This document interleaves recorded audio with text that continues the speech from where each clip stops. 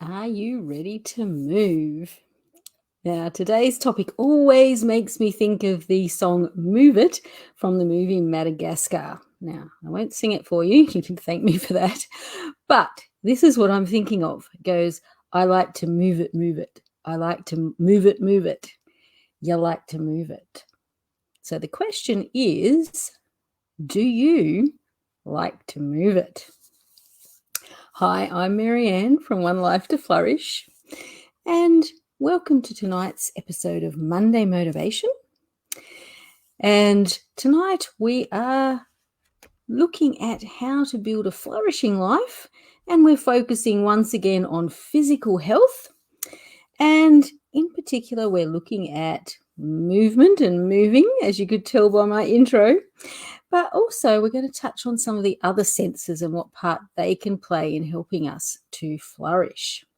Now, if you know someone who might find this topic really interesting or helpful, then please invite them over by clicking the arrow button. Now, hopefully you are seeing me live and you are on One Life to Flourish. If not, just try and find me there. Otherwise, I'll catch up with you after. Yeah, last week I talked about fitness in particular. So what's the difference between fitness and movement? Obviously, they're related. Fitness is about what things you're doing to ensure that your body moves as well as it can. And typically this is done in a specific planned kind of way with sessions where you're actually doing, particular kinds of things. Whereas movement is something that we do every day, whether we think about it or not, because we're made to move. Now, how easily we move has a lot to do with fitness, but not everything. So as I've already said, our bodies were made for movement. Now, without going into too much of the physiology and the science of it, if you think about how your body's put together, you can see that this is the case because you've got different joints all throughout your body that move in different kinds of ways.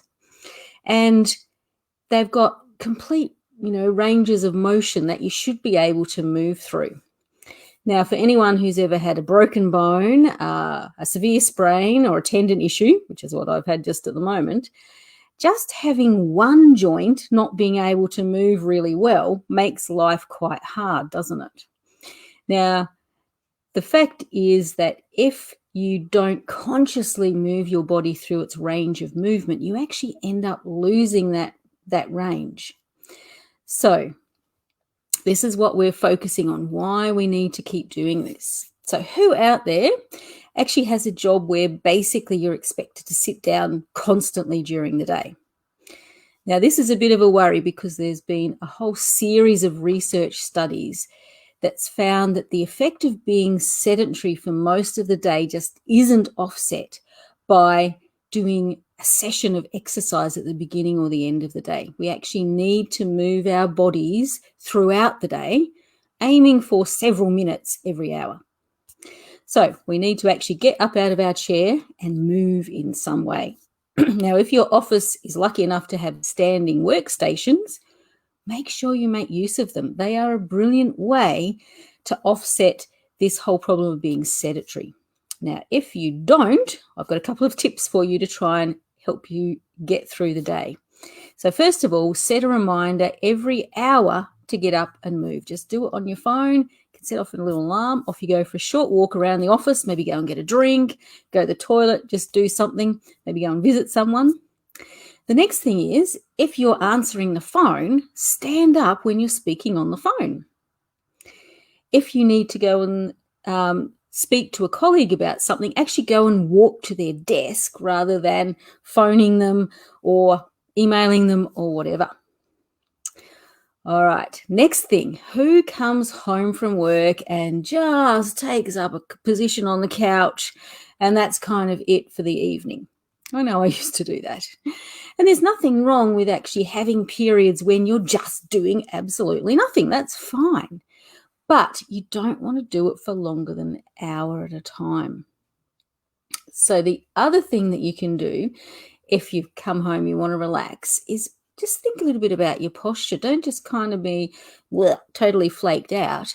Actually be a little bit upright, because that engages some of your muscles still and also helps with your breathing. And they've actually found that by being more upright and conscious of your posture, it actually helps you to feel more positive and more motivated. So then you're going to feel a bit more like getting up and moving around a bit. So these are things that moving throughout the day can help in lots of ways. All right, now the next topic I've got is probably a little touchy at the moment, and this is because it's about touch. And the fact is that at the moment we're being told not to touch, but there is so much research that's gone on longitudinally over a lot of years that shows that we actually need to touch people to get lots of different benefits. And as human beings, we're actually made to touch each other. You know, just touch someone on the hand, touch them on the shoulder, etc. Of course, at the moment, maybe just the old elbow touch is the best way to do it. Now, actually touching someone can do things like improve or reduce your stress levels, improve your blood pressure. It can even help boost your immune system, which is probably a good thing at the moment. So there's lots of health benefits. If you can't touch people at the moment, maybe have a pet. Not quite as good as the things you get from touching people, but it's still quite good. All right, next thing we're looking at is actually our other senses. So touch is just one of the senses, and we really want to engage all of our senses as part of our physical well-being. And the best way to do this is to actually get outside, preferably into a natural area, places where there's plants and so on, birds singing, all of that kind of thing. The more natural it is, the better. And there's lots of different things that you can get from being outside. So, of course, sunlight is great to have, not too much, but you should be having about 20 minutes of sunlight on your skin uncovered, probably early morning, late afternoon if you live in Australia or whatever, to avoid skin cancer. But you need your vitamin D to just help do all different kinds of processes in the body that are really important. If you're out in nature, then you're also getting those amazing smells that really engage your senses and actually help to improve your overall health and well-being. Even being out in your garden can do that. So there's also the impact of just the colours that are around you in nature as well. So your limbic system responds really well to the colours of nature.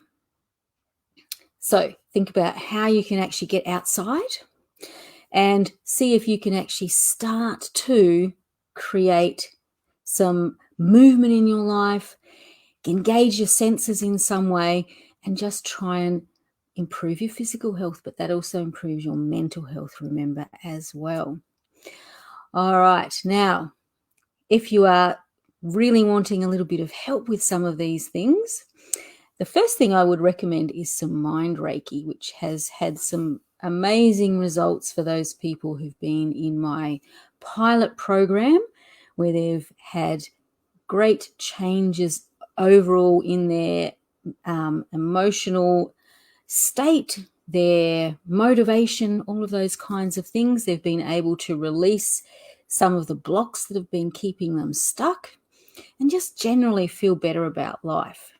So if you're interested in that, it is something that can be done one-on-one in place or one-on-one over like Zoom as a distant kind of modality. So if you're interested in finding out more about that, then just put mind into the comments and I will contact you with some more details, or you could message me.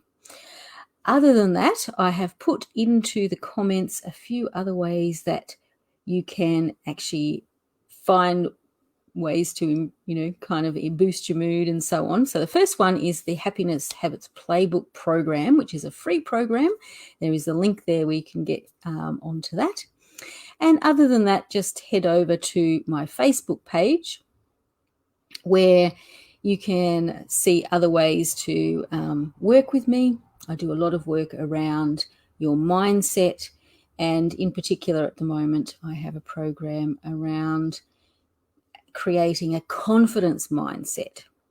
So check it out. you can book in for a free discovery call if you're not sure how I can help you.